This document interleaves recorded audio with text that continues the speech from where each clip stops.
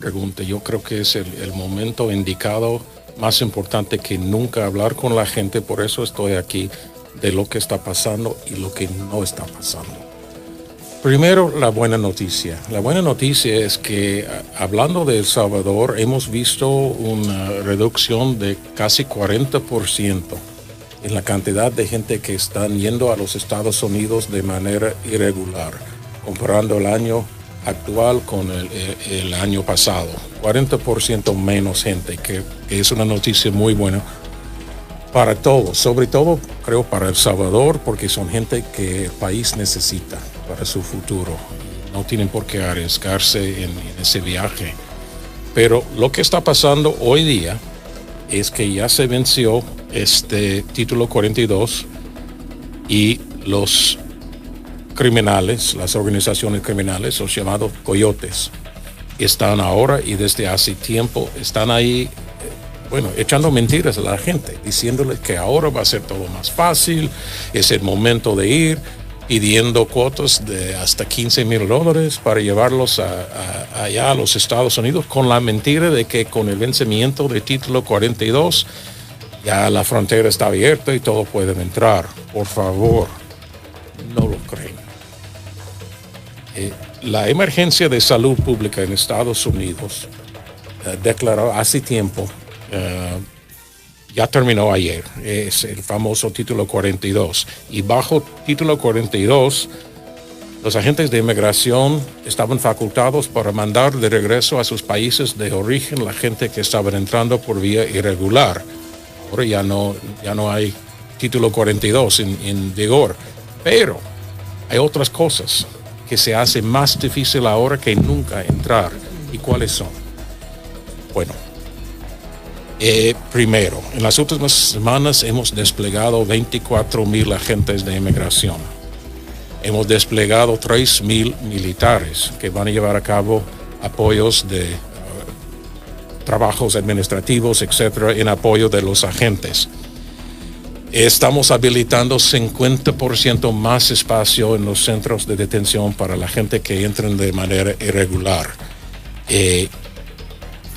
Los coyotes dicen que ahora es el momento de ir a pedir asilo en Estados Unidos, pero las reglas han cambiado y es muy importante entender los cambios. Ahora, si uno entra por la vía irregular para pedir asilo, hay una presunción legal de que esa persona no cumple los requisitos para asilo.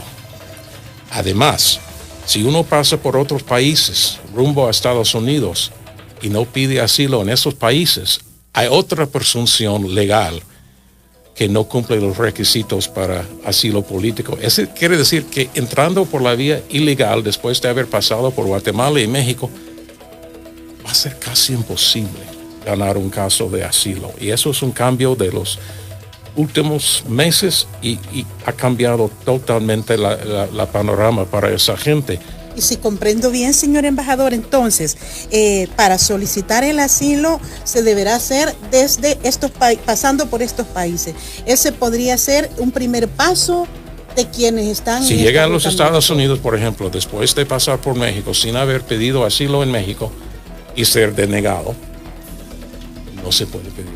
Puede pedir asilo en Estados Unidos, sí, pero no va a ganar el caso, porque van a decir, ¿y México qué pasó? ¿Por qué no pediste asilo en México? Esa gente puede recibir un castigo de 5 años de no poder entrar por la vía legal a los Estados Unidos. Si uno entra una y otra vez a los Estados Unidos, lo van a procesar penalmente. Entonces uno puede terminar sin asilo en la cárcel, luego para ser deportado y para tener un castigo básicamente de por vida, de no entrar en los Estados Unidos. Entonces ha cambiado el esquema totalmente. Pero le quiero decir una cosa: siempre vamos a atender a la gente que realmente cumplen los requisitos para asilo. Eso es una obligación moral, legal, y vamos a cumplir. Con el beneplácito de otros países, estamos en el proceso de establecer centros de procesamiento, donde la gente que quieren pedir asilo pueden ir, con cita previa para poner sus casos, sin tener que pagar $15,000 a un coyote, sin tener que arriesgar la vida pasando por otros países. Hoy día abrimos un sitio virtual con información de organizaciones internacionales de cómo se puede pedir esa cita. Movilidadsegura.org. Movilidadsegura.org. En ese sitio uno puede pedir información. En los próximos días vamos a lanzar más información sobre ese proceso, pero la idea es básicamente la gente puede ir al sitio, pueden ver los requisitos, pueden pedir cita, pueden conseguir la cita, pueden ir al centro de procesamiento más cerca a ellos. Vamos a tener 100 en el mundo, y ahí pueden presentar sus casos de asilo. Quiero decir una cosa. Estamos enfrentando un fenómeno no regional, sino mundial. Hay más gente migrando en este momento, en todo el mundo, que en la historia del país, del mundo. Digo. Estamos hablando de un fenómeno que es regional, es internacional. Estados Unidos es el mayor proveedor de ayuda humanitaria en el mundo. Estamos ahora, desde hace unos meses, aceptando hasta 30,000 personas por mes de Venezuela, Nicaragua, Cuba y Haití. Pero Estados Unidos no puede abordar esa situación, ese fenómeno por sí solo, es imposible. Entonces estamos tratando de trabajar con otros países para encontrar la solución y la respuesta. También, y creo que eso es lo más importante de todo tal vez, estamos trabajando para crear oportunidades legales para la gente que quiere ir a los Estados Unidos. Y quiero mencionar dos cosas que estamos haciendo. Primero, estamos trabajando con el gobierno salvadoreño en el desarrollo económico, que básicamente es la respuesta para un país como El Salvador. La economía tiene que crecer. Hay que haber más empleo para la gente. Yo estuve ayer en Acajutla. Empleo de calidad. De calidad. Pero estuve ayer en Acajutla, por ejemplo. Le dije antes de empezar, en Energía del Pacífico, la inversión extranjera más grande en la historia de El Salvador, y con mucho orgullo digo que es inversión de los Estados Unidos. $1,000 millones. Más los empleos en la construcción de la planta, más los empleos en la gente que trabaja aquí, da energía a costo bajo y fiable. Entonces, esas son las cosas que queremos trabajar con el gobierno salvadoreño, que es para nosotros un socio económico importante. Pero otra cosa, visas de trabajo temporal en Estados Unidos, las famosas visas H2. Hicimos 5,000 visas H2 el año pasado. Eso no es suficiente. Vamos a pasar esa cifra este año. Estamos ahora mismo organizando una campaña con las organizaciones de agricultores en Estados Unidos para que entiendan, para aumentar esa demanda de mano de obra de El Salvador. Porque ustedes saben que los salvadoreños como trabajadores son fenomenales.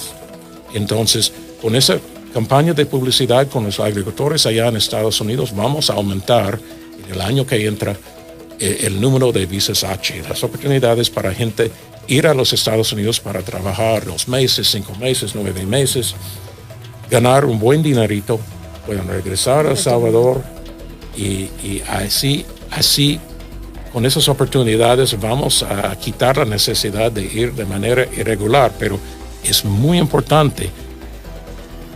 Yendo por la vía irregular, uno puede perder la oportunidad de participar en esas vías legales. Entonces, además de $15,000 y además del peligro que hay en el viaje, se puede perder oportunidades en el futuro. Entonces, mi consejo para la gente es, por favor, no ponga su dinero y sus vidas en manos de unos delincuentes. Embajador, para ir a un centro de atención de los que usted nos mencionaba, ¿en qué momento la persona que quiere ir a ese centro puede hacer su trámite vía internet? antes de salir, cuando esté en ruta o cómo? Desde hoy se puede entrar en el sitio movilidad.org, movilidadsegura.org, pero los centros no están en funciones todavía. Apenas estamos empezando con los otros gobiernos. Yo no sé dónde va a estar el centro más cercano a El Salvador, pero que sean pendientes. En el sitio de web de la embajada vamos a publicar la información en los próximos días de cómo y cuándo y dónde. Otro tema relacionado a esta situación es la reunificación familiar. Aclárenos, embajador, estos son componentes diferentes. Son diferentes y también es otra vía legal para la gente que ya tienen parientes en Estados Unidos. Pueden acudir y si uno quiere pedir buscar información más precisa en cómo se puede hacer el proceso, está disponible en el sitio de web de la embajada. O puede ser una llamada a la embajada, con todo gusto lo vamos a entender, pero la idea básicamente que es para reunificar las familias. Y sabemos que hay entre 2 y 3 millones de salvadoreños en Estados Unidos, y entonces estamos hablando de mucha gente.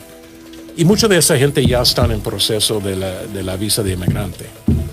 Eso es importante, embajador. Y estos casos que hay, por ejemplo, de la finalización del título 42, hay dentro de la ley de Estados Unidos, he escuchado hablar de este capítulo 8, título 8 es, embajador, que es como la ley ordinaria de protección de la frontera. ¿Cómo opera esto? Usted nos decía que hay 24,000 elementos ya vigilando la frontera. Sí, bueno, básicamente tienes razón. Título 42 era excepcional por la pandemia, la crisis de salud pública. Estamos volviendo ahora, ya volvimos desde ayer, a lo que se llama título 8, que es la ley que tiene que ver con la inmigración en Estados Unidos. Entonces, pero los cambios son importantes porque el título 8 ha cambiado, y esa cosa de que no se puede cruzar de manera irregular pasando por otros países sin pedir asilo en los otros países y luego pedir asilo en Estados Unidos, eso es creo que es lo más importante, y es donde los coyotes van a echar mentirotas. Aquí hay un papel importante también, no sé cómo usted lo valora, embajador, de los países de origen persiguiendo el delito de tráfico de personas. ¿Cree que deben fortalecerlo? ¿Estados Unidos en algún momento está apoyando el trabajo para perseguir a estos traficantes o coyotes? Sí, muchas gracias por mencionar eso, porque quiero felicitar al gobierno salvadoreño, a las autoridades, por la colaboración que hemos recibido por parte de ellos. De hecho, tenemos gente trabajando no solo de El Salvador, sino de otros países de la región y en operaciones de inteligencia. Tenemos lazos muy fuertes con la Policía Nacional Civil y en lo de las organizaciones criminales, porque eso también es fundamental. También estamos trabajando en Guatemala, en México, por supuesto, también en Estados Unidos, porque entran allá. Todos los países tienen que trabajar en lo mismo y tenemos que trabajar conjuntamente, y lo estamos haciendo. Entonces, agradezco mucho el esfuerzo por parte del gobierno salvadoreño en eso. Y hacer el énfasis, embajador, sobre este riesgo de exponerse a una migración irregular. Y hoy con el título 8, como nos dice usted, pues se puede procesar penalmente a una persona, ¿verdad?, que vaya en ruta como indocumentado. Le agradezco que nos haya podido acompañar esta mañana aquí en Punto de Vista, ¿no? Muchas gracias, siempre un placer.